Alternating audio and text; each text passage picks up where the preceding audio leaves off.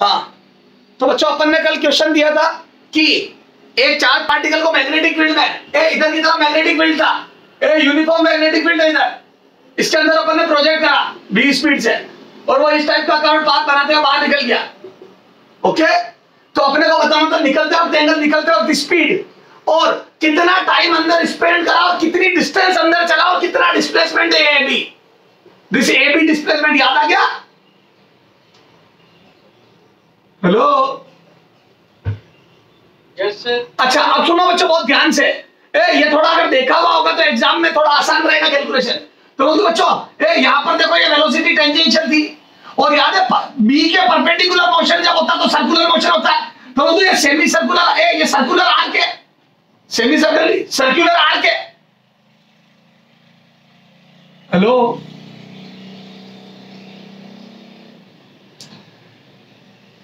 Hello, yes sir. तो particle circular motion कर रहा था पर कंप्लीट सर्कल नहीं कर पाया। क्यों? क्योंकि वो पहले ही बाहर निकल गया। तो बच्चों सर्कुलर मोशन में बहुत इसका ये जो सर्कल है, जिस सर्कल का ये पार्ट है उसका सेंटर यहां नहीं होगा। तो ये देखो ये वेलोसिटी के परपेंडिकुलर, तो उसका सेंटर यहां नहीं होगा। हेलो, बोलो बच्चों। और ऐसे यहां पे परपेंडिकुलर ड्रॉ करा तो ये देखो यहां नहीं आएगा। तो उस पार्ट है, उस सर्कल के सेंटर यहां नहीं होंगे, तो ये रहा सेंटर। हेलो,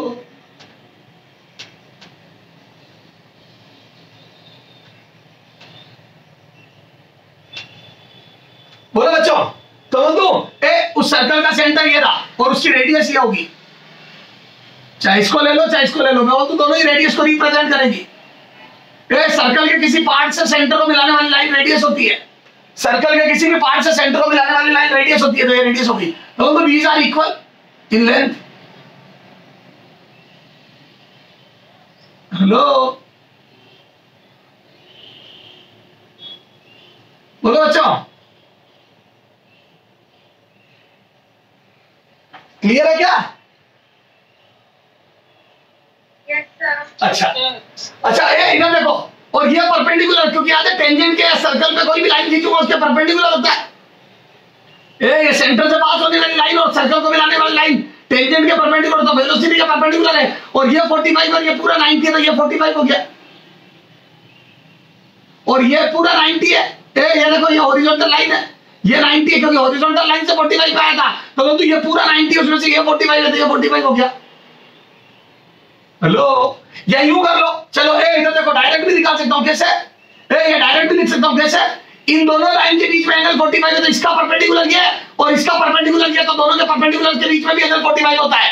छोटी क्लास में थ्योरम पढ़ी होगी, दो लाइन के बीच में एंगल थीटा है तो उनके परपेंडिकुलर्स, इसका परपेंडिकुलर ये और इसका परपेंडिकुलर ये, इनके बीच में भी 45 एंगल होगा। इन दो लाइन के बीच में 45 है, तो इसका परपेंडिकुलर ये और इसका परपेंडिकुलर ये, इनके बीच में भी 45 होगा। ओके सर, ऐसे ही यहां पे देखो डिट्टो ये 45 है, तो बताओ ये आर और आर इक्वल है, ये दोनों रेडियस है, दोनों इक्वल है, तो इनके सामने के एंगल भी इक्वल होगा, तो ये भी 45 और ये 45 होगा, तो इसका परपेंडिकुलर ये और इसका परपेंडिकुलर ये, तो ये भी 45 आ गया। हेलो, तो 45 पे बाहर निकलेगा, तो हॉरिजॉन्टल से 45 पर एंटर करा है, तो हॉरिजॉन्टल से 45 पर बाहर निकलेगा। बोलो, ये थोड़ी कैलकुलेशन ध्यान रखोगे तो एग्जाम में आसानी से होगी। ये स्टैंडर्ड क्वेश्चन है बच्चों, पूछे जाने वाला। तो बोल दो बच्चों, ये देखो ये सर्कुलर आर्क,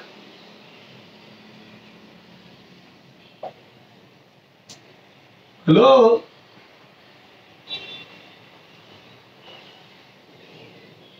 बोलो बच्चों, ये सर्कुलर आर्क, तो बोल दो ये 45 में बाहर निकलेगा। ओके, अच्छा अब एक बात बताओ बच्चों, आपको कितना पार्ट अंदर चला सर्कल का, तो ये एंगल पता करना बहुत जरूरी है। और ये पता पड़ गया 45 45 90, और बोलते हैं 90 डिग्री आते ही ये क्वार्टर सर्कल हो गया, तो बोल दो दिस इज 1/4 सर्कल।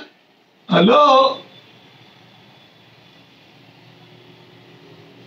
तो बोल दो उसने अंदर जो सर्कल बिताया है, ये अंदर जितनी लेंथ चला वो 1/4 ऑफ सर्कल है, और 1/4 का मतलब बोल दो 2 pi r/4, this is the distance inside this magnetic field. तो बोल दो distance travelled by the charge particle inside magnetic field is 2 pi r/4।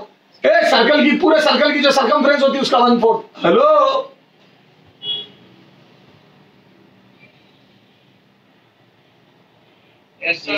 बच्चों ये कैलकुलेशन टफ है, इसीलिए तो मैं करवा रहा हूं। तो इसका परपेंडिकुलर ये, इसका परपेंडिकुलर ये, तो ये 45 होगा और ये दोनों इक्वल है क्योंकि दोनों सेंटर में से मिल रही है। तो सर्कल के किसी भी पार्ट को सेंटर से मिलाते हैं, दोनों रेडियस हो गई सर्कल की और रेडियस होगी तो आमने सामने के एंगल बराबर होंगे, तो 45 तो ये भी 45, उससे यहां पहुंच गया और ये दोनों एंगल से ये सेंटर का एंगल पता पड़ गया। और याद है इस सर्कल की आर्क अगर सेंटर पे 90 डिग्री एंगल बनाती तो वो 1/4 आर्क होती है, वो सर्कल का 1/4 पार्ट है, तो 2πr/4 और आर की वैल्यू रख दो तो मैं बोलूं आर हो जाएगा बच्चों 2πr की वैल्यू mv/qb बाई 4 और मैं बोलूं आ जाएगा बच्चों पाई mv/2qb। Hello, this is distance, बोलो।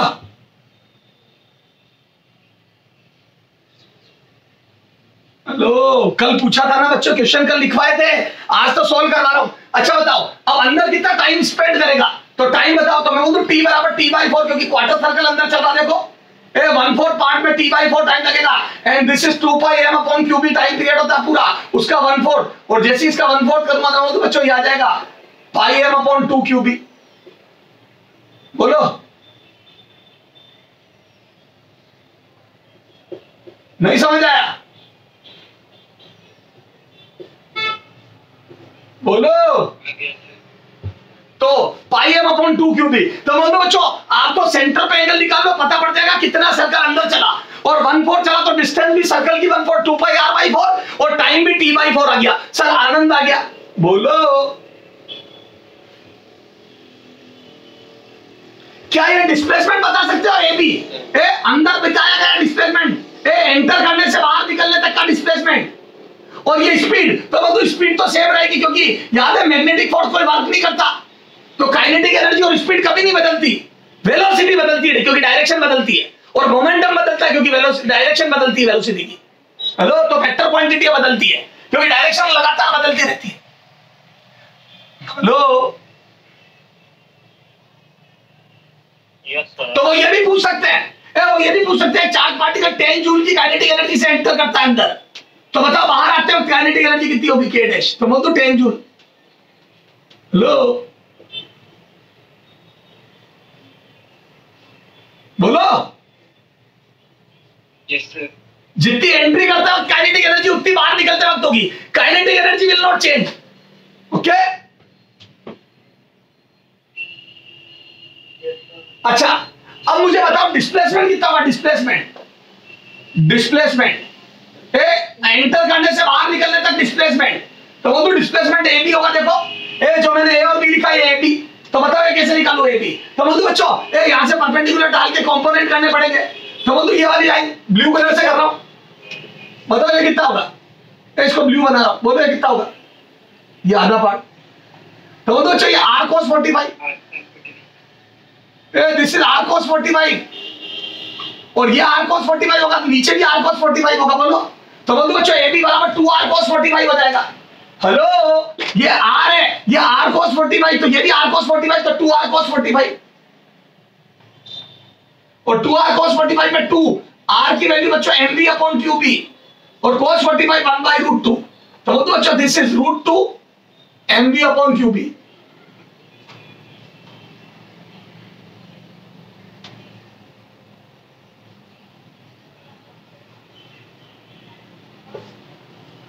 हेलो,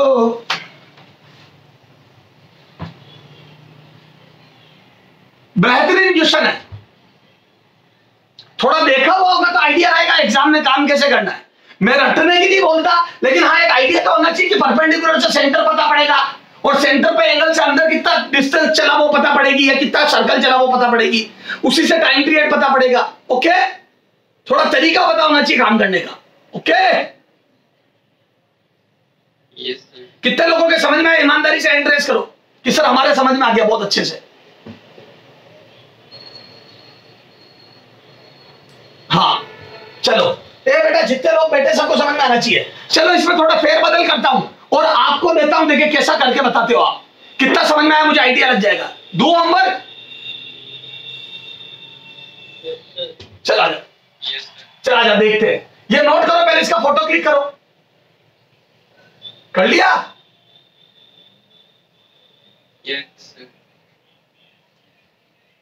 आ जाओ।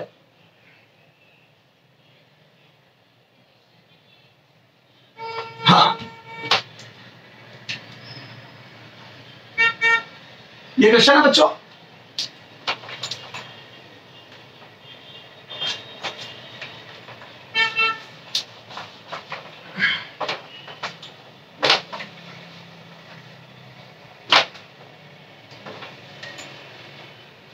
हाँ, ये इस बार इधर देखो, ये 60 डिग्री पे एंटर कर रहा है, कितने पे?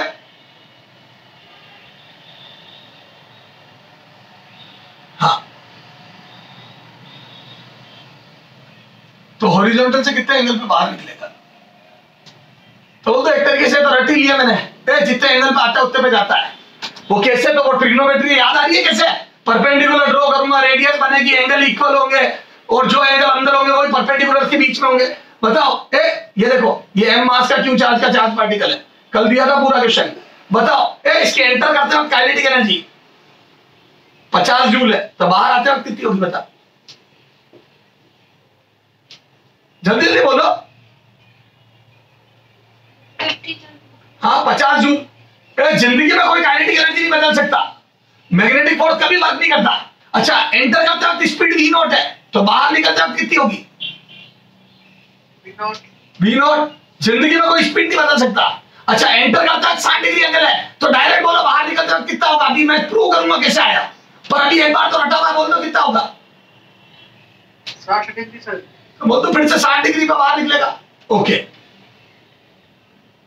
हाँ। अच्छा, अब मुझे बताओ बच्चों, ये 60 डिग्री पे बाहर निकल गया। अच्छा, डिस्टेंस में निकाल पाओगे क्या? तो बताओ, क्या अप्रोच रहती, कैसे सोचोगे? तो बोल दो यहां से एंटर करो तो पहले सर्कल का पता करो, ये सर्कुलर मोशन है उसके सेंटर का पता करो, तो यहां से परपेंडिकुलर ड्रॉ करा और यहां से भी परपेंडिकुलर ड्रॉ करा, और जहां दोनों परपेंडिकुलर काटेंगे वही सेंटर है। ये सर्कल का सेंटर पता पड़ गया।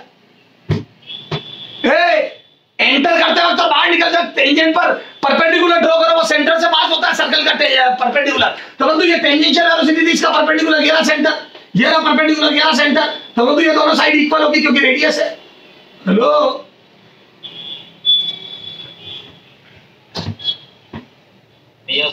निकालो ये एंगल कितना? इन दोनों लाइन के बीच में एंगल 60 है, तो ये कितना होगा? तो बोल दो ये वाली लाइन देखो, ये इसके परपेंडिकुलर और ये इसके परपेंडिकुलर, तो बोल दो ये भी 60 होगा। और इधर ये इन दोनों का परपेंडिकुलर, इसका परपेंडिकुलर, ये इसका है, ये भी 60 होगा। तो बोल दो ये दोनों एंगल 60 होंगे। बोलो बोलो बच्चों।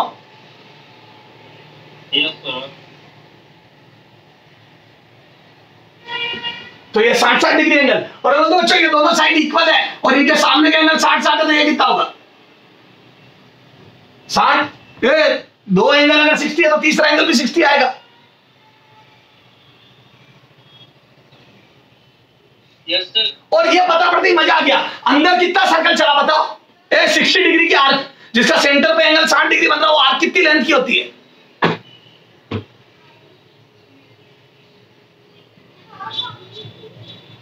हेलो, मैं बोल दूं बच्चों 1/6 होती है। 60 डिग्री सर्कल का 1/6 पार्ट होता है, तो बोल दूं बच्चों इस बार 1/6 सर्कल होगा, और 1/6 सर्कल का मतलब यहाँ बाई6 आएगा, और यहाँ बाई6 का मतलब आ जाएगा बच्चों यहाँ बाई3। Hello, yes sir. ये angle is very important, this angle is very important. Centre पे कितना एंगल बनता है इससे पता पड़ता है सर्कल कितना बड़ा है, और वो भी टाइम भी t/6 लगेगा, 1/6 सर्कल अंदर चल रहा है। Hello, yes sir.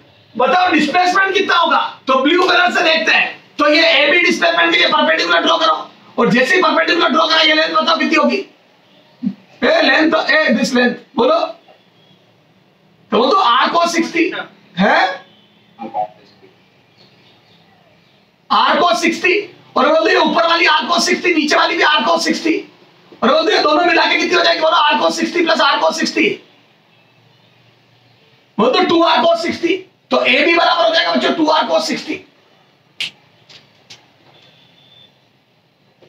और cos 60 की वैल्यू कितनी होती है? 1/2, और जैसे यहां 1/2 करा, 2 से 2 cancel, answer is this. Hello,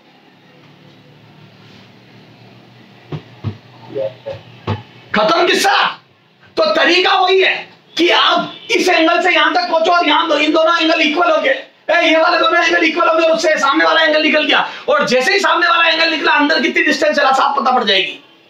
तो 1/4 सर्कल 1/6 सर्कल ऐसे ही तो आएगा। कई बार 120 एंगल आएगा तो ये देखो 30 डिग्री दे दिया, तो ये 30 कर लोगे,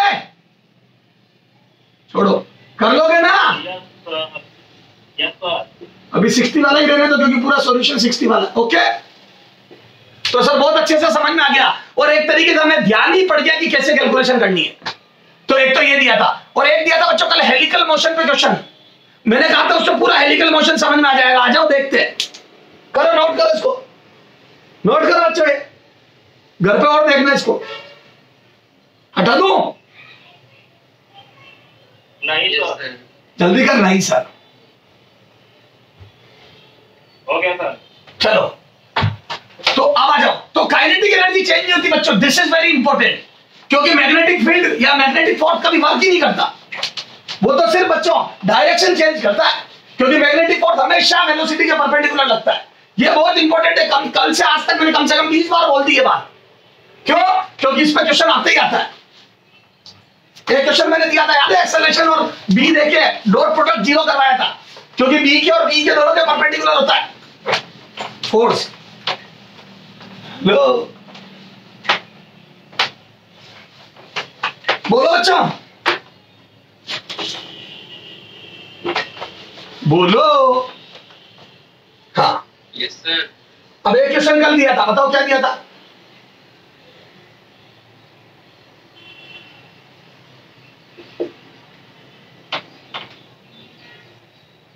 हाँ याद है, मैंने एक हेलिकल मोशन एक v स्पीड से शायद थीटा एंगल में फेंका था पार्टिकल को। बोलो, और इधर की तरफ b था। हेलो बोलो ना रे। और वो तो ये वाला कंपोनेंट v cos थीटा था, और ये v sin थीटा। तो याद है जब तिरछा फेंकते हैं तो v sin थीटा ये वाला कंपोनेंट रेस्पॉन्सिबल होता है सर्कुलर मोशन के लिए। कल मैंने पूरी फील दी थी आपको। हेलो, और ये इस टाइप का मोशन होता है, याद करो। सर्कल का जिम्मेदारी इसके पास होती है, जो बी के परपेंडिकुलर कंपोनेंट होता है वो सर्कुलर मोशन करवाता है, और बी आगे की तरफ है तो मैं बोलूं इसका परपेंडिकुलर कंपोनेंट ये सर्कुलर मोशन, और मैं बोलूं ये v cos थीटा आगे ले जाएगा। देखो जो मैग्नेटिक फील्ड की डायरेक्शन है उस पर कोई फोर्स नहीं लगता है, तो ये v cos theta is responsible for horizontal motion. तो मैं बोलूं ये सर्कल आगे बढ़ेगा। Hello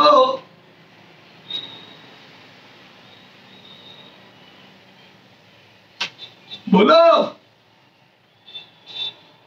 yes sir. और बोलते हैं बार बार एक्स एक्सिस को टच करेगा, जैसे ये ग्राउंड कंप्लीट होगा एक्स एक्सिस पर टच करेगा। इधर देख बच्चे, थोड़ा फील ले। ये रही एक्स एक्सिस, देख मेरा हाथ, और ये पार्टिकल की v sin थीटा तुम्हारी तरफ है। देखो ये मार्कर देख तेरी तरफ है और b इधर है, तो बोलूं ये v sin थीटा, तो मैं बोलूं v क्रॉस b ऊपर फोर्स लगेगा तो ये यूं मुड़ेगा। हेलो ये देखो, ये देख आधा तुम्हारी तरफ आके यूं, और ये वापस बोर्ड में आ गया, फिर अंदर जाएगा आधा और यूं, तो बोलूं इस टाइप का मोशन होगा। देखो इधर देखो, यूं आधा तुम्हारी तरफ यूं, इधर देख यूं, यहां तक, और फिर अंदर जाके वापस आएगा, यहां टच होएगा। हेलो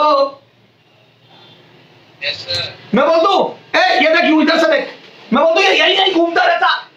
अगर हॉरिजॉन्टल मोशन नहीं होता तो यही यही घूमता रहता।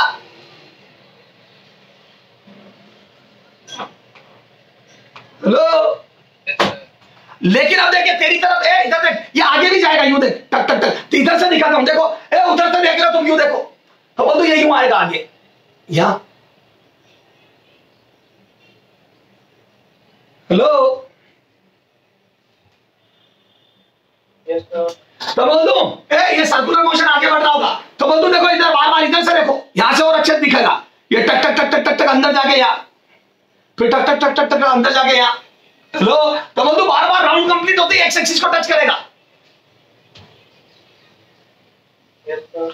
अब इधर देख, इधर देख, तो बोल दूं बच्चों इसको पीछे से देखूं, तो बता पीछे से मैं बोल दूं वाईजेड प्लेन नजर आएंगे। देख वाईजेड प्लेन नजर आएगा, पीछे से देख रहा हूं, तो बोल दूं वाईजेड प्लेन नजर आएगा और स्प्रिंग टाइप नजर आएगा। ये सर्कल नजर आएगी स्प्रिंग, स्प्रिंग को पीछे से देखोगे तो सर्कल नजर आएगा। स्प्रिंग को यूं पीछे से देखोगे तो एक सर्कल नजर आएगा, होल। Yes, sir. अब ये देख, पीछे से देख रहा हूं तो मैं जैसे ही पीछे से देखो बेटा, इसका एनालिसिस करना पड़ेगा।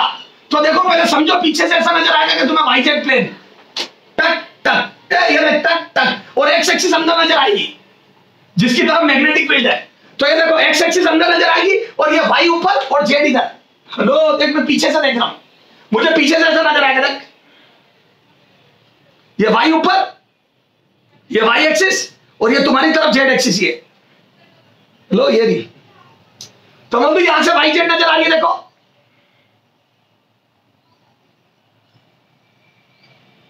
Hello, Yes, sir. और ये एक्स ये भी अंदर, एक्स ये मेरे से दूर जा रही है, ये भी एक्स तो मुझसे दूर जाती हुई लग रही है, तो ये भी एक्स। तो सर ये क्यों बता रहा हूं आप? क्योंकि मुझे सर्कल कैसा बन रहा है वो देखना है। तो बोल दो ये वी साइन थीटा, देखो शुरू में यूं था, अब सर्कल को देखो वी साइन थीटा, इसको गायब कर दिया मैंने पूरे मोशन को, मैं सिर्फ सर्कल देख रहा हूं। तो वी साइन थीटा ये रहा, और मैग्नेटिक फील्ड अंदर है, तो बोल दो अंदर की तरफ मैग्नेटिक फील्ड और वी साइन थीटा ये रहा। इधर देख, ये देख, ये रहा मैग्नेटिक फील्ड यूं था और ये वी साइन थीटा यूं था, तो बोल दो वी क्रॉस बी, तो ऊपर की तरफ। तो बोल दो बच्चों मैग्नेटिक फील्ड अंदर है, वी साइन थीटा, तो फोर्स क्यों लगेगा? तो बोल दो सर्कल का सेंटर इस लाइन पर होगा, क्योंकि मैग्नेटिक फोर्स सेंटर की तरफ लगेगा। तो ये रहा देखो सर्कल का सेंटर, हेलो ये वाई एक्सिस ये, तो बोल दो फोर्स इधर ऊपर लगेगा। तो बोल दो ये सर्कल ऐसा करेगा, देख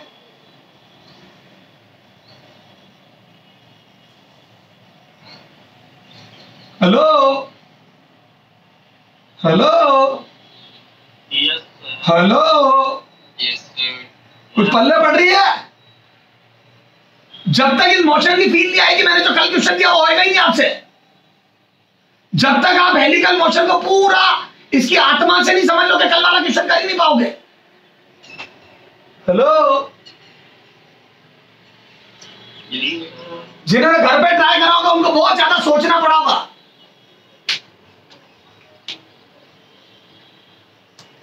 बोलो बच्चों, तो मैं बोलूं ये सर्कल अगर मैं पीछे से देखूंगा तो आधा आधा दोनों तरफ होगा। वाई जेड प्लेन में वाई एक्सिस को दो पार्ट में बांट रही होगी, दो हाफ में बांट रही होगी, देखो। क्योंकि बच्चों इसको हॉरिजॉन्टल फेंका मैंने जेड के अलोंग, तो मैं बोलता हूं बच्चों फोर्थ इसका सेंटर वाई एक्सिस पर होगा। माइक ऑफ करो, तो सेंटर वाई एक्सिस पर होगा और इस टाइप का सर्कुलर मोशन होगा, और इसकी रेडियस आर बराबर m v perpendicular upon q b होगी।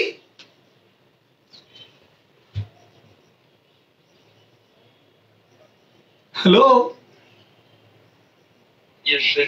ये मैं बोल दूं बच्चों, इसका सिर्फ सर्कुलर पोर्शन हुआ, इस हेलिकल मोशन का सिर्फ सर्कुलर पोर्शन की बातें हुई है अभी तक। तो अभी इस हॉरिजॉन्टल पिच की बात नहीं हुई है, आगे कितना चलेगा उसकी बात नहीं हुई है। अभी तो पीछे से मैंने सर्कल देखा। सर ये क्यों देखा आपने बताओ? क्योंकि मैं बोल दूं बच्चों, यहां से राउंड चालू होगा, मैं बोल दूं हर क्वार्टर टाइम में, हर t/4, क्योंकि ये यूनिफॉर्म मोशन है, बार बार सर्कल सेम टाइम में कंप्लीट होगा। मैं बोल दूं इस सर्कल में पार्टिकल बताओ यहां कब पहुंचेगा? मैं बोल दूं हर t/4 के बाद, एक राउंड के हर t/4 के बाद यहां पहुंचेगा। मैं बोल दूं हर आधे राउंड के बाद यहां पहुंचेगा। तो मैं बोल दूं हर क्वार्टर राउंड के बाद यहां पहुंचेगा, हर आधे राउंड के बाद यहां पहुंचेगा, हर 3/4 राउंड के बाद यहां पहुंचेगा, और हर कंप्लीट राउंड के बाद यहां पहुंचेगा। Check it. ये सर्कल बताएगा t/4 पे कहां होगा, t/2 पे कहां होगा, 3t/4 पे कहां होगा, t पे कहां होगा। चेक करो।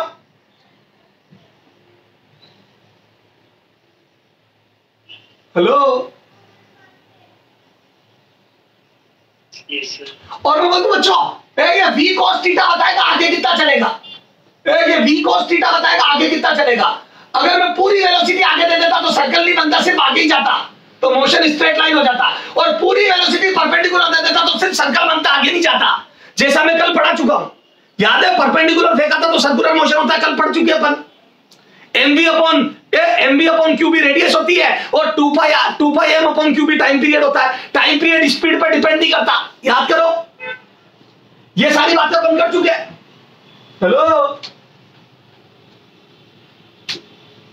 Yes, sir. तो सर समझ में आ गया। अब देखता हूं कितना समझ में आया, बताओ कल क्वेश्चन क्या किया था मैंने, बताओ बच्चों। बोलूं एक्स में चला रहा है ये और वाई जेड प्लेन में चला रहा है ये। अच्छा कल क्वेश्चन बताओ, पहला क्वेश्चन कोऑर्डिनेट बताने थे कितने टाइम बाद, कोऑर्डिनेट आफ्टर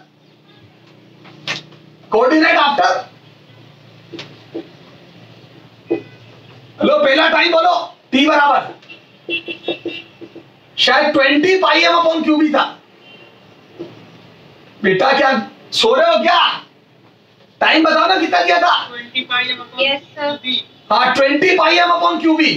और ये टाइम बच्चों बड़ा क्लासिक है सोचने के लिए। सर कैसे बताता हूं, क्या मैं बोलूं we can write it by tell अलग कर दो, 2 pi m upon q B अंदर कर दो। सर आप ऐसा क्यों कर रहे हो? क्योंकि मुझे इस मोशन पर ढंग से सोचना है, तो मैं बोलूं ये 10 कंप्लीट राउंड है। क्योंकि बच्चों पार्टिकल कहां होगा, ये राउंड कितना हुआ उस पर डिपेंड करेगा। अगर क्वार्टर राउंड हुआ तो वाई जेड प्लेन में यहां होगा, आधा हुआ तो यहां होगा वाई एक्सिस पे, और 3/4 हुआ तो यहां होगा, और कंप्लीट राउंड में वापस वाई और जेड जीरो होते जाएंगे। हेलो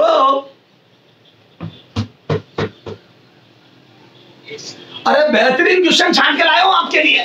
तो मैं बोलूं 10 कंप्लीट राउंड, तो मैं बोलूं हर कंप्लीट राउंड में वो हर कंप्लीट राउंड में यहां के टच करता है, या धोख लगाता है यहां के यहां। तो बोलूं हर कंप्लीट राउंड में वाई और जेड जीरो होता है। तो बोलूं 10 कंप्लीट राउंड में देखो 1 2 3 हर कंप्लीट राउंड में यहां टच होएगा, 1 2 3 4 5 ऐसे बढ़ते बढ़ते मैं बोलूं 10 राउंड में एक्स कोऑर्डिनेट हो जाएगा बच्चों।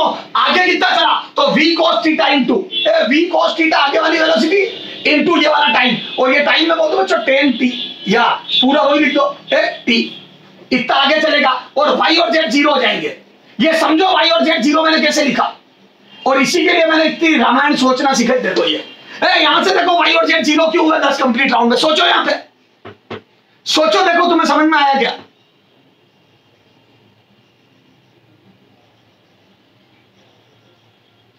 हेलो बच्चों इसका मोशन ही ऐसा है कि ये राउंड कंप्लीट करते ही यहां जाता है, फिर राउंड कंप्लीट करते ही यहां जाता है। तो बोलो यहां जाता तो वाई और जेड जीरो हो जाता है। देखो यहां बस आगे बढ़ जाता है। अरे फील आई क्या? Yes sir. अब अगर ऑफलाइन होती तो तुम्हारे को हर व्यू से दिखाता मैं। ओके तो चलो आ जाओ। तो बोलो बच्चों कोऑर्डिनेट आ गए, इधर देखो t की वैल्यू रख दूं यहीं पे, तो बोलो t की value 20 pi m upon q B, क्योंकि हॉरिजॉन्टल वेलोसिटी कांस्टेंट है नहीं है, तो कोऑर्डिनेट यहीं लिख दूं बच्चों, यहीं पे लिख रहा हूं मैं। तो कोऑर्डिनेट आ गए 20 pi m upon q b into v cos theta comma 0 okay. सिर्फ x कोऑर्डिनेट होगा, y और z जीरो हो जाएंगे, क्योंकि हर कंप्लीट राउंड में y और z जीरो होते हैं। वो कैसे पता पड़ा? इस मोशन से, इस डायग्राम से, और आगे वाला यहां से पता पड़ेगा कि हॉरिजॉन्टल में u v cos थीटा जा रहा है, तो x कोऑर्डिनेट के लिए ये डायग्राम और y और z के लिए ये डायग्राम पीछे से देखने पर इसको पता पड़ेगा y z के बारे में अच्छे से, और हमें पता पड़ेगा x के बारे में अच्छे से। ये हेलो और आएगी अभी फील, ओके यस सर। अच्छा अब अगला बताओ, सेकंड क्या दिया था मैंने? सेकंड 21 पाई एम अपॉन क्यू बी। हाँ तो t बराबर दिया था बच्चों 21 पाई एम अपॉन क्यू बी, 21 पाई एम अपॉन क्यू बी। और बच्चों इसको लिख दूं मैं कितना इसमें से 20 प्लस इसको लिख दूं 20 pi m upon q b plus pi m upon q b. 20 plus 1 कर दिया इसको, 20 प्लस 1, 21 को 20 प्लस 1। सर ऐसा क्यों कर रहे हो? क्योंकि ये तो 10 कंप्लीट राउंड हो गए, 10t प्लस ये आधा हो गया, देखो 2 pi m upon q B का आधा। चेक इट आउट, चेक करो मैंने सही लिखा क्या?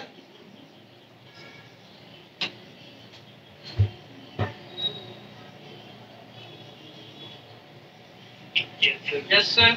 तो मैं बोल दूं बच्चों 10 कंप्लीट राउंड के बाद तो टक टक 1 2 3 9 10। ओके अब आधा राउंड, आधे राउंड में यहां गया होगा ये भाई कोऑर्डिनेट 2r हो गया, भाई कोऑर्डिनेट 2r हो गया, इसी सर्कल की रेडियस का डबल, इस सर्कल की रेडियस का डबल, और z जीरो हो गया।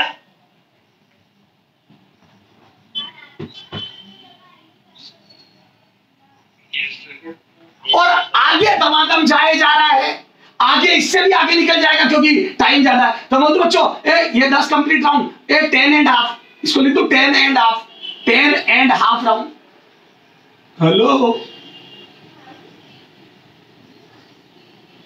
समझ गए ना रे? तो बोलो बच्चों एक्स कोऑर्डिनेट कितना हो जाएगा? तो मैं डायरेक्ट कोऑर्डिनेट लिख रहा हूं, सुनो डायरेक्ट कोऑर्डिनेट लिख रहा हूं। एक्स कोऑर्डिनेट तो v cos theta into this time t dash लिख दो इसको, ये थोड़ा डिफरेंट बताने के लिए t डैश, और y कोऑर्डिनेट 2r और z कोऑर्डिनेट 0। हेलो, क्योंकि हर आधे राउंड में z 0 हो जाता है, y 2r हो जाता है, क्योंकि y में ऊपर जा चुका होता है। ए देखो, हर आधे राउंड में y में ऊपर जा चुका होता है।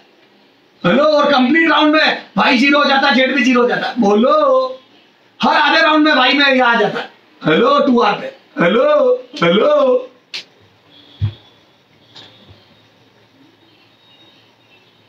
यहां अच्छे से नहीं दिखेगा, यहां अच्छे से दिखेगा, इसलिए मोशन दिखाया। ओके चलो, इसको साफ कर दूं पहले वाले को। पहला वाला नोट कर लिया तो इसको हटा दूं, क्योंकि इसके कोऑर्डिनेट यही लिखूंगा मैं। हटा दूं फर्स्ट वाले को? हाँ, फोटो क्लिक कर लो तो आ जाओ। फर्स्ट वाले को हटा रहा हूं और इस सेकंड वाले के कोऑर्डिनेट लिख रहा हूं। तो बच्चों यहां पे वैल्यू रखो, तो कितना आ जाएगा ये? तो ये आ जाएगा बच्चों वही 21 पाई एम अपॉन क्यूब। इतने टाइम तक आगे चला, और आगे कितने से चला? v cos थीटा से चला। तो ये तो हो गया एक्स कोऑर्डिनेट, धमाधम आगे तो यूनिफॉर्म वेलोसिटी है। और 2r की वैल्यू mv अपॉन क्यूब। बोलो radius mv upon cube into 2 और कोमा 0। बोलो ये कोऑर्डिनेट राइट है या रॉन्ग है?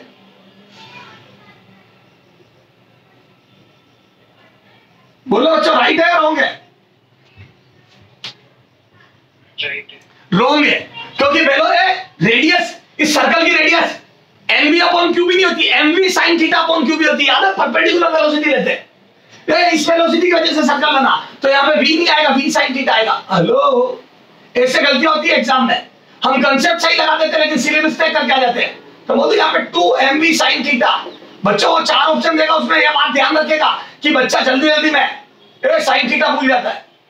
हेलो, और घर वाले फिर उसको भूल जाते हैं कि मेरी कोई औलाद थी। वो एक कम ही गिनते हैं तुम्हारे इन लक्षणों से। Hello, yes sir. अरे आनंद आया क्या?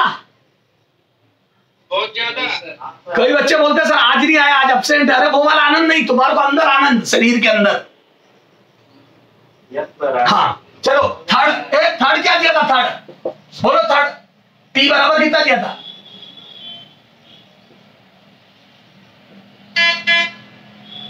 (41 पाई एम अपॉन 2 क्यूबी।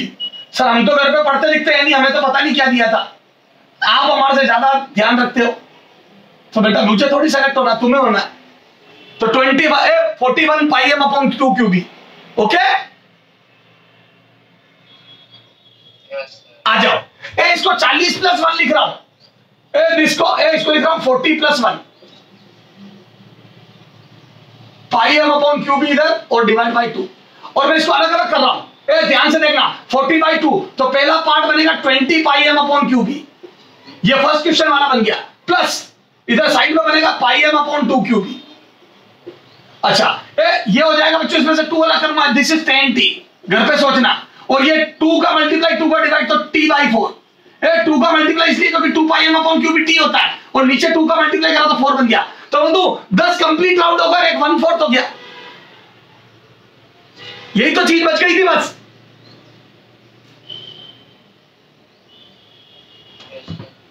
बोल ही नहीं रहे, थोड़ी ढंग की चीज पढ़ा दो तो हैंग हो जाते हैं, और ऐसा रिएक्ट करते हैं, हमें तो समझनी नहीं। आ रही है सर। हाँ, तो बोल दो बच्चों 10 कंप्लीट राउंड, टक टक टक टक, हर कंप्लीट राउंड में टक टक टक टक। तो बोल दो y और z 0 होता है हर कंप्लीट राउंड में। तो 10 राउंड में तो वो यही का यही रहा y z में, और 1/4 राउंड में बोल दो यहाँ गया, और मैं बोल दो यहाँ आने का मतलब हो गया बच्चों z कोऑर्डिनेट भी r हो गया। Hello, yes sir. और y कोऑर्डिनेट भी r हो गया। तो बोल दो दिस r को मार। हेलो, x कोऑर्डिनेट की बात नहीं कर रहा हूं, y और z r हो जाएंगे, y बराबर r और z बराबर r हो जाएगा इस जगह पर। हेलो,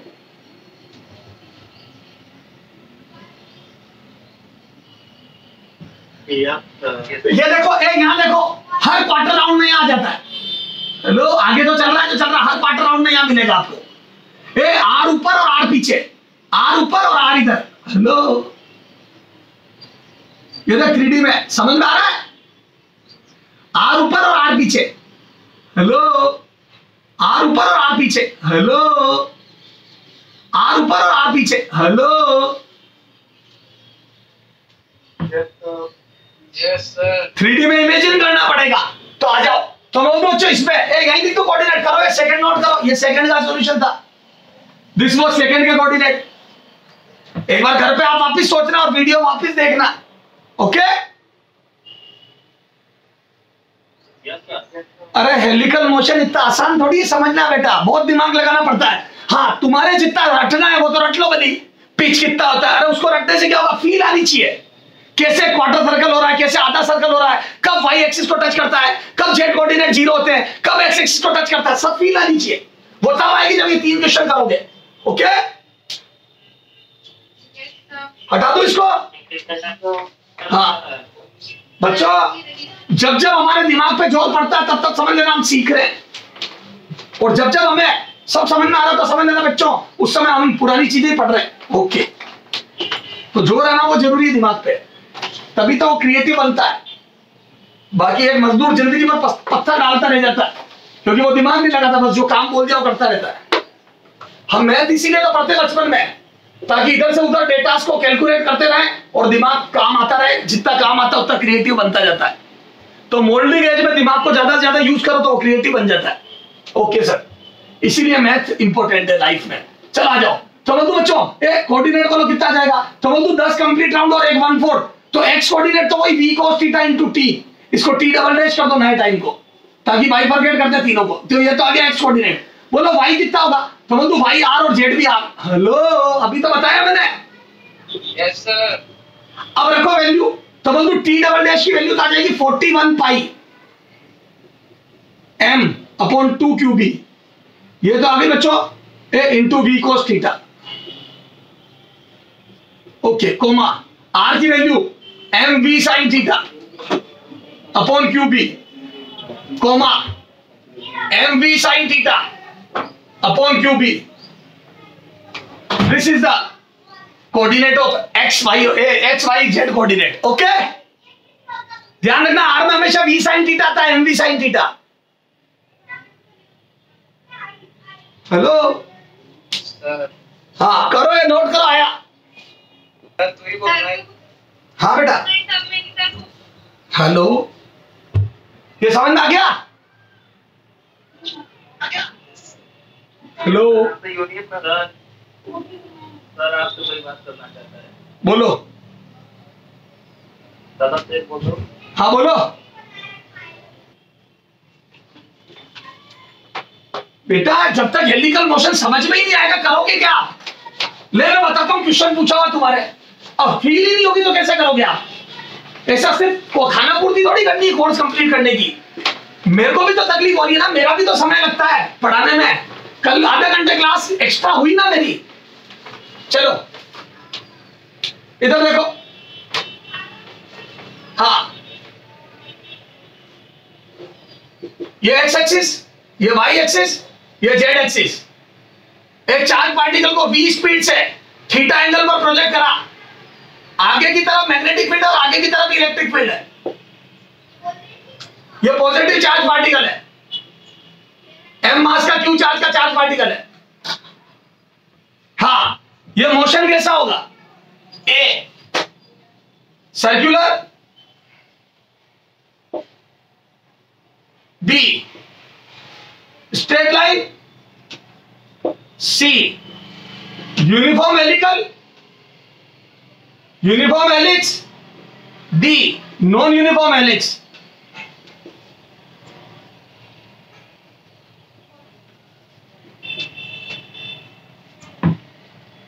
बताओ कैसा मोशन होगा? हेलो,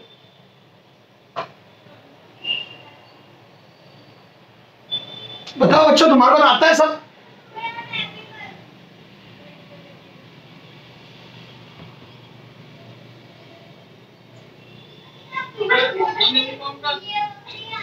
डेडलाइन होगा सर। हाँ वेरी गुड। अब देखो ए थ्योरी पढ़नी थी, इधर देखो A this is non uniform helix, बिल्कुल करेक्ट है। इधर देखो मैं बोल दूं बच्चों अब सुनना, ये सारा बेसिक काम आएगा। मैं बोल दूं v sin थीटा है, ये सर्कुलर मोशन के लिए रिस्पांसिबल है, और मैं बोल दूं ये v के परपेंडिकुलर कंपोनेंट, तो सर्कल तो वैसे ही बनता रहेगा। ए सर्कल तो वैसे ही बनेगा, देखो दो पार्ट में बांट दो।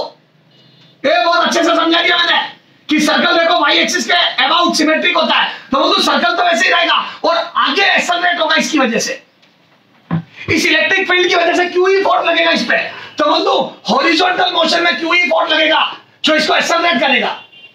हेलो, क्योंकि मैग्नेटिक फील्ड की डायरेक्शन में फोर्स जीरो होगा, तो वेलोसिटी v की डायरेक्शन में वो फोर्स तो जीरो होगा, तो बोल दूं इस v cos थीटा की वजह से कुछ नहीं होगा, जो होगा वो इलेक्ट्रोस्टैटिक की वजह से होगा, और वो इलेक्ट्रोस्टैटिक फोर्स आगे लगेगा तो आगे एक्सेलरेट होगा, तो मैं बोल दूं आगे की तरफ ये एक्सेलरेट होगा। Yes sir. हेलो, क्या इसके सर्कुलर मोशन की रेडियस में कोई फर्क आएगा क्या? क्या इसके सर्कुलर मोशन की रेडियस में कोई फर्क आएगा क्या?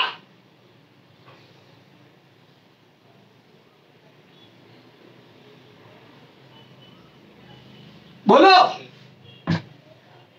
क्या इस वाली सेहत पे कोई फर्क आएगा क्या इलेक्ट्रिक फील्ड का? नहीं, परपेंडिकुलर डायरेक्शन के मोशन पे कोई फर्क नहीं पड़ेगा, तो मैं बोलूं ये वाला सर्कल वही रहेगा, वही रेडियस रहेगी, वही टाइम पीरियड रहेगा, ना इसकी रेडियस बदलेगी ना टाइम पीरियड। हेलो,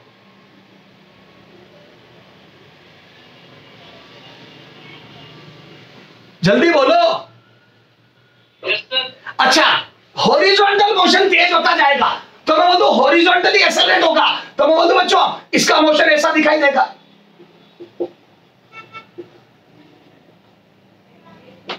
ये ऐसा। पहले देखो एक पहला पिच कम होगा, फिर ये ज्यादा, क्यों? क्योंकि एक्सेलरेट हो गया तो एक डायरेक्शन में ज्यादा चलेगा अगले टाइम में, हर अगले टाइम में ज्यादा चलेगा, फिर और ज्यादा, फिर और ज्यादा। बोलो, तो बोल दो बच्चों इस टाइप से पिच बढ़ता जाएगा,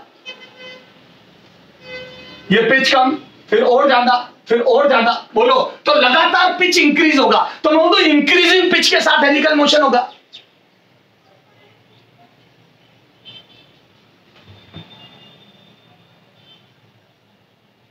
हेलो बेटा, जल्दी बोलो ना। Yes sir. अच्छा, तो बोल दो बच्चों नॉन यूनिफॉर्म हेलिकल मोशन है ये, नॉन यूनिफॉर्म हेलिकल मोशन है। अगर वो चार ऑप्शन ऐसे देता, non uniform with increasing pitch, अब यू देता non uniform with increasing pitch, increasing pitch,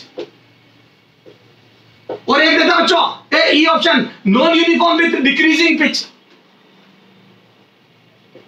बोलो क्या टिक करते? तो बोल दो ये नॉन यूनिफॉर्म में भी इंक्रीजिंग पिच वाला मोशन है। नॉन यूनिफॉर्म में ऐसा भी हो सकता था पिच डिक्रीज हो, पर ये इंक्रीजिंग पिच वाला है। बताओ इलेक्ट्रिक फील्ड यूं कर दूं तो?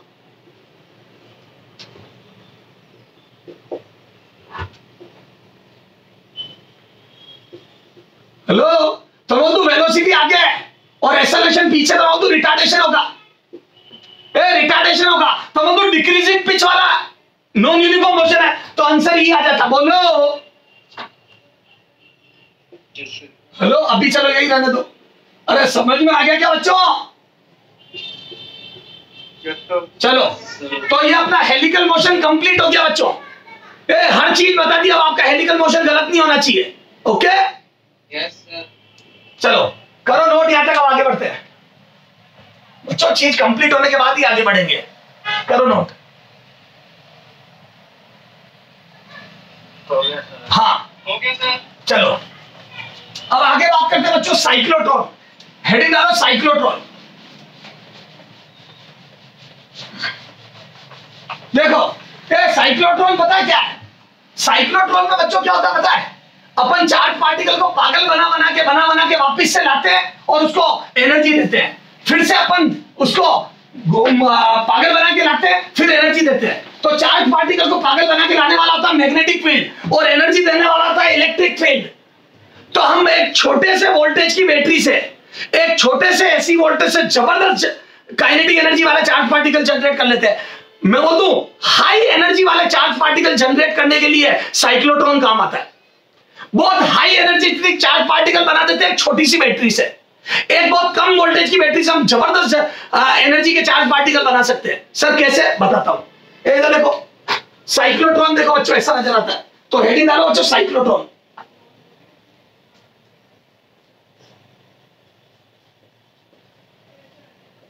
Cyclotron, okay. तो साइक्लोट्रॉन में देखो इस टाइप के 2 डी होते हैं।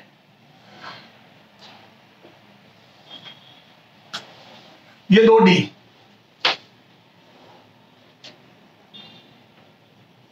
ये इस टाइप के 2 डी होते हैं बच्चों, D1 एंड D2, ओके। और यहां पे अपन एक एसी वोल्टेज लगा देते हैं। ध्यान से सुनना बच्चों, एक एसी वोल्टेज लगा देते हैं, इसकी फ्रीक्वेंसी और अंदर जो सर्कुलर मोशन होगा उसकी फ्रीक्वेंसी सेम होती है। वेरी वेरी इंपॉर्टेंट, खूब क्वेश्चन आते हैं इस पे। इसकी फ्रीक्वेंसी सुनना। चलो अभी मैं आपको सिंपलिसिटी के लिए ये एक है ना रेक्टेंगुलर वेव एसी लगा रहा हूं, अभी अपन समझेंगे सारी बात को। ये वो टाइम है जब राउंड कंप्लीट होगा T, ये दूसरा राउंड कंप्लीट हो गया 2T। समझ में आ रही है ये?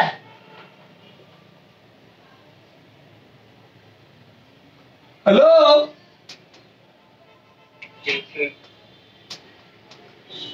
ये इसकी वैल्यू है। कभी V0 हो जाता है, कभी -V0, कभी V0 कभी -V0। तो वो तो ये एक तरीके से डिजिटल सिग्नल की तरह बदलता रहता है। +V0 -V0 +V0 -V0।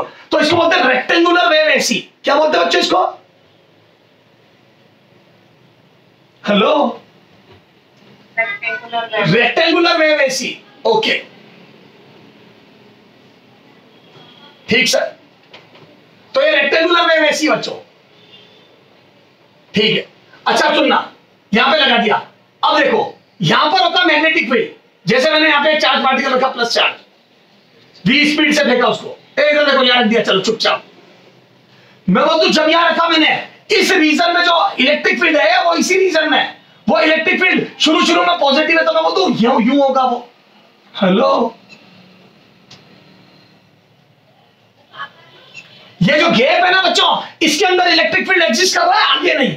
सिर्फ इस गैप में इलेक्ट्रिक फील्ड एग्जिस्ट कर रहा है। तो मैं जैसे ही इलेक्ट्रिक फील्ड ऑन करूंगा, इस पे आगे की तरफ एक QE फोर्स लगेगा और वो यहां से यहां तक इसको एक्सेलरेट करेगा। हेलो, हाँ। और मैं बोलूं बच्चों इस Q चार्ज पर ये इलेक्ट्रिक फील्ड इसको एक्सेलरेट करेगा। तो मैं बोलूं यहां पोटेंशियल डिफरेंस भी है, तो मैं बोलूं इसके अंदर QV एनर्जी आ जाएगी एंटर करते वक्त।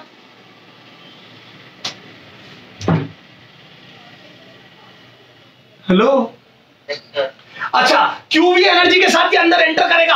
और मैं बोलूं बच्चों ये अंदर जब तक एसी का आधा राउंड रहेगा, तब तक मैं बोलूं बच्चों अंदर की तरफ मैग्नेटिक फील्ड है, और ये मैग्नेटिक फील्ड इनवर्ट है। इस D के अंदर मैग्नेटिक फील्ड है, वो इनवर्ट है। समझना बच्चों, अभी सारी बात कोरिलेट होगी। इस D के अंदर एक इनवर्ट मैग्नेटिक फील्ड एग्जिस्ट करता है। अब सुनना, मैं बोलता हूं बच्चों ये जो इलेक्ट्रिक फील्ड है, ये जो पोटेंशियल है, वो यहां पर एग्जिस्ट करता है, तो वो चार्ज पार्टिकल को यहां एक्सेलरेट करेगा। यहां पर इलेक्ट्रिक फील्ड नहीं है और यहां पर नहीं है, तो मैं जैसे ही वो अंदर जाएगा, मैं चाहता हूं वो यहां है, तो पता है ये मैग्नेटिक फील्ड क्या करेगा, ये जैसे ही आगे जाएगा, याद करो इधर इधर हाथ में मैग्नेटिक फील्ड है, तो QV क्रॉस V ऊपर की तरफ फोर्स लगेगा। और मैं बोलूं याद है मैग्नेटिक फील्ड के परपेंडिकुलर सर्कुलर मोशन होके यूं आ जाएगा। याद करके मोशन मैंने पढ़ा दिया तेरे को, सेमी सर्कुलर मोशन। क्या ये पढ़ा दिया क्या मैंने तेरे को? नहीं पढ़ाया? पढ़ा दिया। और मैं बोलूं ये आधा सर्कल करके वापस यहां बाहर आएगा। लेकिन बच्चों ये जैसे ही बाहर आएगा, मैं बोलूं डीएक्सेलरेट होगा, क्योंकि चार्ज पार्टिकल यूं जा रहा है और इलेक्ट्रिक फील्ड यूं है, क्योंकि देखो पॉजिटिव इलेक्ट्रिक फील्ड यूं है, तो मैं बोलूं डीएक्सेलरेट होगा। लेकिन देखो शानदार चीज देखो, जैसे ही आधा राउंड होगा T/2 में, याद करो ये आधा सर्कल, याद करना ऐसा सिखाया ना, सेंटर पे एंगल 180 बन रहा है, तो आधा सर्कल और आधा टाइम लगेगा। और मैं बोल दूं जैसे इसका आधा राउंड होगा, मैं बोल दूं फट से एसी भी अपनी वैल्यू बदल लेगी। और मैं बोल दूं जो यहां प्लस इसके एंटर करते वक्त इधर प्लस और इधर माइनस था, और इलेक्ट्रिक फील्ड यू था, मैं बोल दूं इलेक्ट्रिक फील्ड अपने आप को बदल लेगा, इधर प्लस हो जाएगा। जैसे इसका आधा राउंड होगा, इसका भी आधा राउंड हो जाएगा और ये बदल लेगा। तभी तो मैंने बोला दोनों की फ्रीक्वेंसी सेम होती है। जैसे इसका आधा राउंड होता है अंदर सर्कुलर मोशन का, वैसे एसी का भी आधा राउंड कंप्लीट हो जाता है और वो अपने साइन को बदल लेता है। तो मैं बोलूं जैसे ही आधा राउंड होगा सर्कुलर मोशन का और ये बाहर आएगा, उसी समय आपको इधर प्लस और इधर माइनस मिलेगा। तो मतलब इलेक्ट्रिक फील्ड उल्टा मिलेगा इस बार, तो मतलब फिर से वो चार्ज एक्सेलरेट होगा। Hello yes sir. अरे मेरे बच्चे बहुत तगड़ा कमाल होता है इसमें, बड़ा शानदार सिस्टम सेट करते हैं लोगों ने, जबरदस्त दिमाग लगाया। तो वो तो जो चार्ज पार्टिकल एक्सेलरेट होकर अंदर घुसा था वो आधे राउंड बाद फिर एक्सेलरेट होगा क्यूबी से, फिर से उसमें एनर्जी आ गई, तो मैं तो फिर वो अंदर एंटर करेगा और मैं तो इधर भी मैग्नेटिक फील्ड होगा। हाँ यू देख लो, इस बी के अंदर भी मैग्नेटिक फील्ड एग्जिस्ट करता है, जैसा यहां था वैसे ही यहां। हेलो जैसा मैग्नेटिक फील्ड यहां था बच्चों वैसे ही यहां, तो वो जैसे ही यहां एंटर करेगा मैं तो इस बार बड़ी भी एनर्जी से एंटर करेगा, और मैं तो अगर यहां पर एनर्जी ज्यादा होगी बच्चों तो वो तो बड़ा सर्कल बनाएगा, इस बार बड़ा सेमी सर्कल बनेगा। हेलो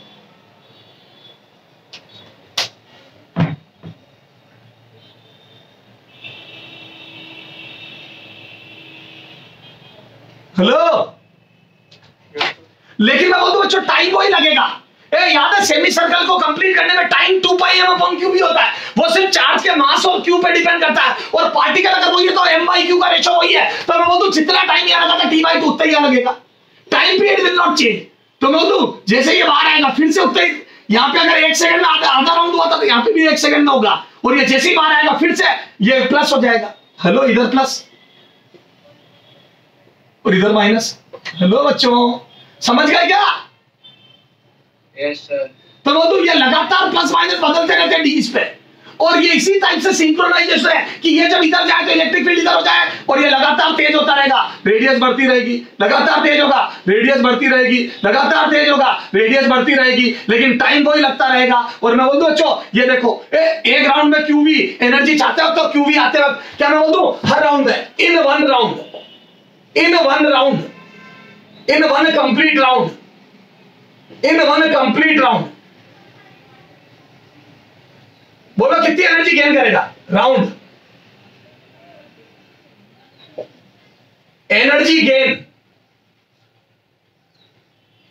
गेन बाय चार्ज, बोलो कितनी होगी एनर्जी गेन बाय चार्ज? बोलो बच्चों बोलो तो 2qv। Hello 2qv energy gain करेगा एक राउंड में, एक राउंड में 2qv। क्यों? qv जाते वक्त तो qv आते वक्त, देखो यहां से जाते वक्त और एक बार आते वक्त, तो मैं बोलता हूं एक राउंड में यहां से स्टार्ट करके राउंड यहां कंप्लीट हुआ है, यहां से स्टार्ट करके राउंड यहां कंप्लीट हुआ है, तो बोलता हूं एक राउंड में 2 बार एनर्जी गेन करेगा, एक बार जाते वक्त और एक बार आते वक्त। Hello yes sir. तो सुनना, क्वेश्चन पूछते हैं, अगर पोटेंशियल वैल्यू दे देगा वो बोल देगा if a proton is accelerated in cyclotron and potential applied is 10 volt, then in one round energy gain by proton will be, तो बोल दो बच्चों 20 eV या 20 into E into 20 electron volt. क्यों? क्योंकि देखो प्रोटॉन का चार्ज E और 10 वोल्ट की बैटरी लगाई तो एक राउंड में डबल एनर्जी गेन करता, तो 20 इलेक्ट्रॉन वोल्ट खत्म। अब जिसके बेसिक क्लियर नहीं हो बर्बाद। Yes sir. बच्चों अगर 10 वोल्ट का, चला जाओ एक अल्फा पार्टिकल को एक्सेलरेट करा, अल्फा पार्टिकल को एक्सेलरेट करा,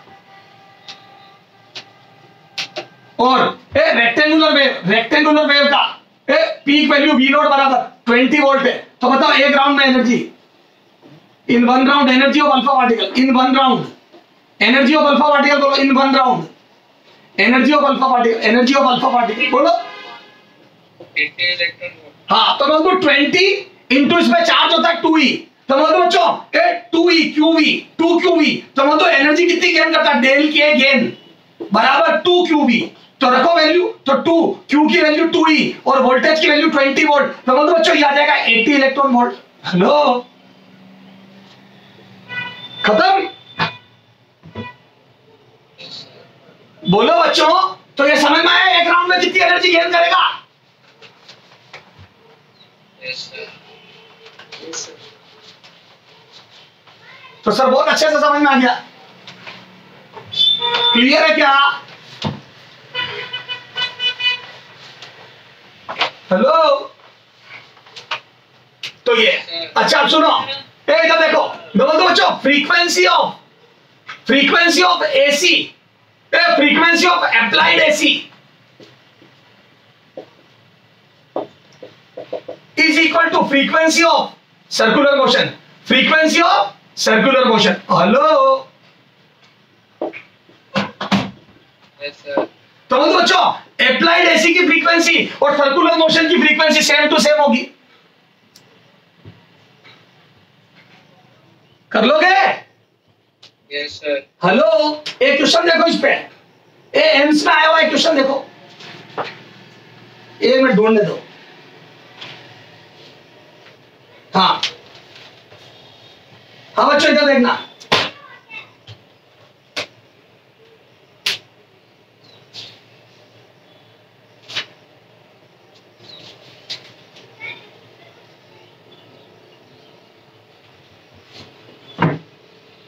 फ्रीक्वेंसी सेम होती है, इस पे क्वेश्चन कैसे पूछते हैं? क्वेश्चन ये है बच्चों कि एक साइक्लोट्रॉन में साइक्लोट्रॉन की फ्रीक्वेंसी बताओ, एग्जांपल देखो। क्वेश्चन ये है बच्चों, frequency of if magnetic field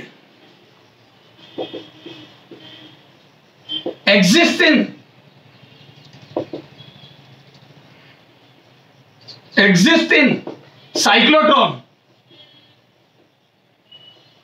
is B बराबर 1 Tesla, then frequency of AC applied, frequency of AC voltage applied will be, बोलो या frequency of AC applied है ना, for motion of electron, हालांकि इन्होंने इलेक्ट्रॉन दिया लेकिन इलेक्ट्रॉन को एक्सेलरेट नहीं करते साइक्लोट्रॉन में, ठीक है इन्होंने दिया तो कर लो, बोलो। तो जो अप्लाइड एसी है उसकी फ्रीक्वेंसी कितनी होगी, है ना, है ना, frequency of AC voltage applied will be for motion of electron, है ना, for motion of, frequency of AC for motion of electron, ठीक है, वोल्टेज अप्लाइड विल बी, बोलो।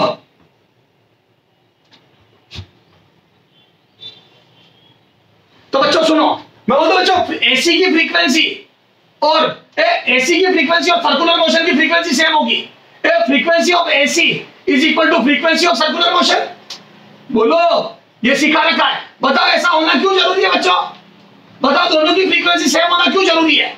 क्योंकि दोनों की फ्रीक्वेंसी सेम होगी तभी तो बार बार एक्सेलरेट होगा, हर आधे राउंड में एक्सेलरेट होगा, बोलो।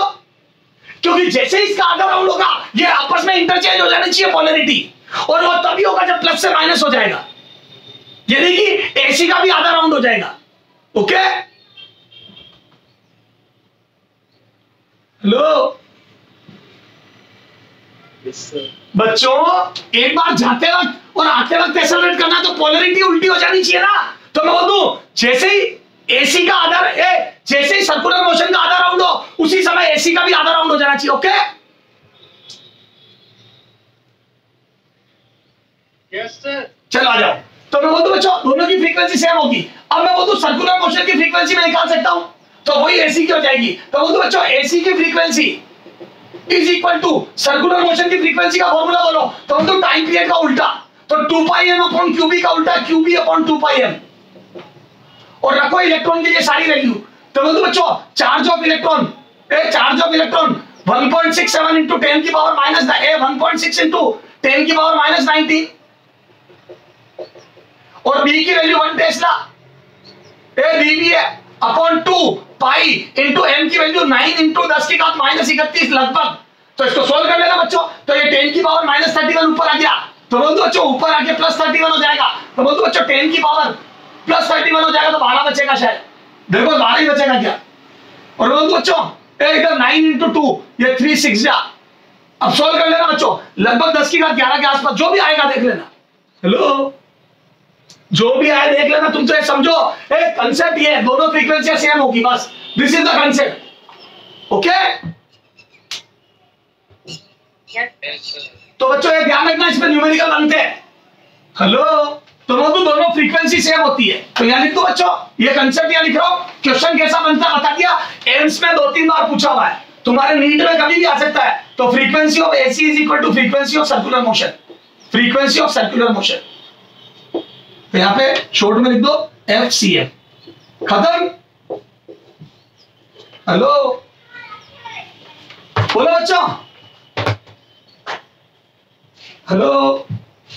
Yes sir.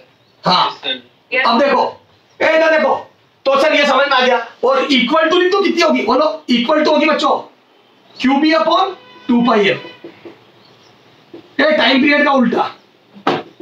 सर्कुलर मोशन की फ्रीक्वेंसी पता है ना, क्यूबी अपॉन 2πm होती है। खत्म।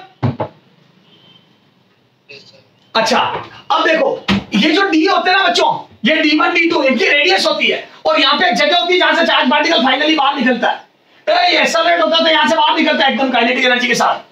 एक डी को छोटा बड़ा रख के यहाँ से पार्टिकल को बाहर निकाल देते हैं, ठीक है। तो बंधु अंदर घूमता रहेगा, मैग्नेटिक फील्ड घुमा के लाएगा, इलेक्ट्रिक फील्ड एनर्जी डालेगा, फिर मैग्नेटिक फील्ड घुमा के लाएगा, इलेक्ट्रिक फील्ड एनर्जी डालेगा, और ऐसा सिंक्रोनाइजेशन होता है कि जैसे ही आधा राउंड होता है अपने आप एसी अपने साइन बदल लेती है। तो देखो अब इसकी रेडियस अगर डी की आर है, तो मैं बोलूं बच्चों ये बाहर कब निकलेगा, जब इस सर्कुलर मोशन की रेडियस भी इसके डी के बराबर हो जाएगी, तभी तो यहां से बाहर निकलेगा। तो मैं बोलूं बच्चों energy, final energy of charge particle, final energy of charge is, अब देखो डी की रेडियस के बराबर रेडियस हो जाएगी, और याद है रेडियस बराबर एमवी अपॉन क्यूबी होता है। सर्कुलर मोशन की रेडियस एमवी अपॉन क्यूबी होता है। और मैं बोलूं ये रेडियस, सर्कुलर मोशन की रेडियस डी की रेडियस के बराबर हो जानी चाहिए, तभी तो बाहर निकलेगा। बच्चों जब तक रेडियस छोटी होगी एक्सेलरेट होता रहेगा, क्योंकि बाहर निकलने का रास्ता नहीं, मैग्नेटिक फील्ड एग्जिस्ट करता है। और मैं जब बाहर निकलेगा तो यहां मैग्नेटिक फील्ड नहीं है, तो सीधा चला जाएगा। तो मैं उसके लिए रेडियस बढ़ते बढ़ते बढ़ते डी के बराबर हो जानी चाहिए, जो डी की रेडियस है उसके बराबर होनी चाहिए। चला जाओ। तो मैं बच्चों आर बराबर R is equal to mB upon qB, लेकिन मैं एमबी नहीं लिखूंगा सर, क्यों, क्योंकि मुझे एनर्जी चाहिए, काइनेटिक एनर्जी। तो मैं इसको 2πm अपॉन के मोमेंटम को 2m लिख देता, तो ये आ जाएगी काइनेटिक एनर्जी मैक्सिमम, क्योंकि मैक्सिमम काइनेटिक इससे ज्यादा एनर्जी नहीं रह सकता। क्यों, जब भी रेडियस डी के बराबर होगी वो बाहर आ जाएगा, जब भी रेडियस बढ़ते बढ़ते डी के बराबर होगी वो बाहर आ जाएगा। इससे ज्यादा तेज नहीं कर सकते, क्योंकि अब मैग्नेटिक फील्ड एग्जिस्ट नहीं कर रहा। हेलो बेटा, बेटा नहीं समझ में आ रहा क्या? ये देखो डी वापस बनाता हूं, थोड़ा सा जल्दी देख, ये देख, ये जैसे ये डी है, ये डी है, ये थोड़ा छोटा डायग्राम बना रहा हूं, ये डी है बच्चों, और ये डी है। तो बेटा जब मैंने यहां से चालू करा, ये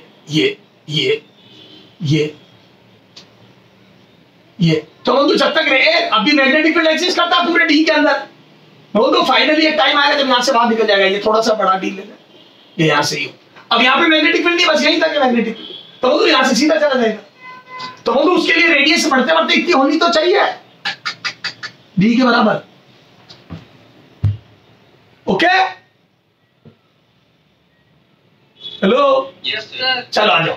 तो बच्चों ये देखो मैक्सिमम काइनेटिक एनर्जी, तो यहां से कितनी आ जाएगी, दोनों तरफ स्क्वायर करो, तो यहां से देखो कितना आ जाएगा रेडियस के बराबर। तो यहां आ जाएगा q square R square B square, इसको इधर लाके स्क्वायर कर दिया, is equal to 2m maximum. तो बोलो कितनी मैक्सिमम काइनेटिक एनर्जी आ गई, तो यहां लिख रहा हूं, बोलो मैक्सिमम काइनेटिक एनर्जी कितनी आ जाएगी जब बाहर निकलेगा। तो मैक्सिमम काइनेटिक एनर्जी आ जाएगी बच्चों, अगर डी की रेडियस r है तो ये आ जाएगी क्यू आर बी का होल स्क्वायर अपॉन 2m। ये लिखा है, इस पे भी क्वेश्चन पूछा हुआ है, इस पे भी क्वेश्चन पूछा हुआ है, कर लोगे। तो ये बस ये 3-4 चीजें। साइक्लोट्रॉन में पार्टिकल की मैक्सिमम काइनेटिक एनर्जी इतनी होती है, एक राउंड में इतनी एनर्जी गेन करता है, और फ्रीक्वेंसी इतनी होती है, खत्म। एसी की और सर्कुलर मोशन की फ्रीक्वेंसी सेम होती है। इन 3 पे क्वेश्चन आते हैं, तीनों तुम्हारे हो जाएंगे, खत्म। Yes sir. साइक्लोट्रॉन में इलेक्ट्रॉन को एक्सेलरेट नहीं किया जा सकता है, ले लिख लो, क्यों का छोड़ो, ये लिख लो, क्योंकि बच्चों इलेक्ट्रॉन का मास वेरी कर जाएगा स्पीड के साथ, क्योंकि उसकी स्पीड बहुत ज्यादा बढ़ जाएगी, क्योंकि लाइट पार्टिकल है। देखो इलेक्ट्रॉन का मास कम है, तो मैं बोलूं काइनेटिक एनर्जी बहुत ज्यादा गेन कर लेगा वो, इस क्यूबी वोल्टेज से काइनेटिक एनर्जी बहुत ज्यादा गेन कर लेगा, तो उसकी स्पीड बहुत ज्यादा बढ़ जाती है, और स्पीड इतनी ज्यादा बढ़ जाती है कि मास वेरी करने लगता है थ्योरी ऑफ रिलेटिविटी के हिसाब से। ओके, और मास वेरी करने लगता तो टाइम पीरियड वेरी करने लगता सर्कुलर मोशन का। और टाइम पीरियड, क्योंकि याद है टाइम पीरियड 2πm/q भी होता है, और टाइम पीरियड वेरी करेगा तो सिंक्रोनाइजेशन बिगड़ जाएगा, आधे राउंड में बाहर नहीं आ पाएगा, वो सिंक्रोनाइजेशन डिस्टर्ब होते ही वो बार बार एक्सेलरेट नहीं हो पाएगा, खत्म। तो मैं बोलता हूं साइक्लोट्रॉन में इलेक्ट्रॉन को एक्सेलरेट नहीं किया जा सकता, इलेक्ट्रॉन को एक्सेलरेट नहीं करते। रीजन बताइए, एक्सेलरेट नहीं करते। हेलो, ठीक है, पॉजिटिव आयंस को एक्सेलरेट करते, पॉजिटिव आयंस को एक्सेलरेट करते, क्यों? क्योंकि थोड़ा हैवी होते हैं, पॉजिटिव आयंस हैवी होते हैं, पॉजिटिव आयंस को एक्सेलरेट करते हैं। हेलो, बोलो बच्चों, ताकि एनर्जी गेन करने के बाद उनकी बहुत ज्यादा स्पीड नहीं बढ़ती है, तो टाइम पीरियड वेरी नहीं करता है, ओके, क्योंकि मास वेरी नहीं करता। समझ गए? Yes sir. सर बहुत अच्छे से समझ में आ गया। तो ये कुछ थ्योरेटिकल बातें हैं कि इलेक्ट्रॉन को एक्सेलरेट नहीं करते, क्यों? और पॉजिटिव आयंस को एक्सेलरेट करते, क्योंकि तुम्हें पता है पॉजिटिव आयंस में प्रोटॉन होंगे, प्रोटॉन थोड़े हैवी होते हैं, हैवी होता तो एकदम से मास वेरी नहीं करता, क्योंकि वेलोसिटी ज्यादा नहीं बढ़ पाती है एनर्जी गेन करने से, तो मास वेरी नहीं करता, और मास वेरी नहीं करता टाइम पीरियड वेरी नहीं करता, ओके। तो ये साइक्लोट्रॉन मेरी तरफ से 100% कंप्लीट हो गया। अगले टर्न पे अपन करंट कैरिंग वायर पे फोर्थ देखेंगे, वो लास्ट टर्न होगा, ओके बच्चों।